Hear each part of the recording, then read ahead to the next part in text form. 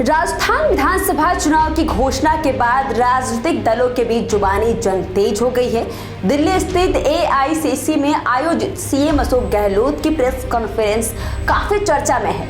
इस कॉन्फ्रेंस में उन्होंने सीएम फेस से लेकर टिकटों तक पर अपनी राय बेबाकी से रखी। यही नहीं, एजेंसियों पर जमकर निशाना साधा। इन सब के बीच जब वसुंधरा राजे पर सवाल आया कि उन्हें पार्टी से दरकिनार किया जा रहा है, तो उन्होंने पहले तो कह दिया कि ये उनकी पार्टी का अंदरूनी मामला है। फिर गहलोत पानी का बोतल उठाते हैं, पानी पीकर बोलते हैं, मैं ये कहना चाहता हूँ कि मेरे कारण उनको सजा नहीं मिलनी चाहिए।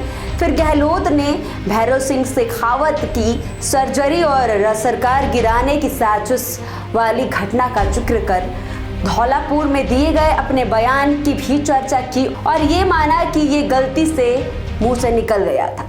क्या है ये पूरा मामला, जानते हैं। इसी साल मई महीने में धौलापुर में एक सभा को संबोधित करते हुए उन्होंने भाषण दिया था।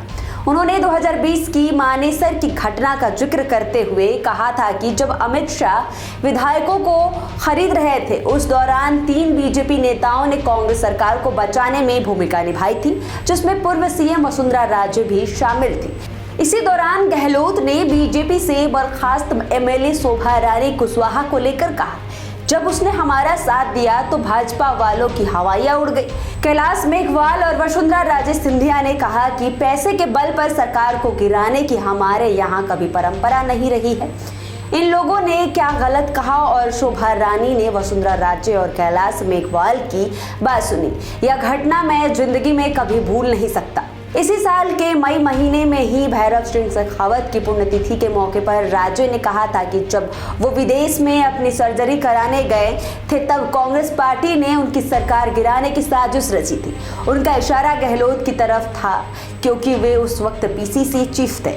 गहलोत ने बताया कि सरकार गिराने की साजिश तो रची जा रही थी, पर वे इसके खिलाफ थे। उन्होंने कहा कि तब पीएम रहे नरसिम्हा राव से ये बात बताकर सरकार गिराने की कवायद का विरोध भी किया था।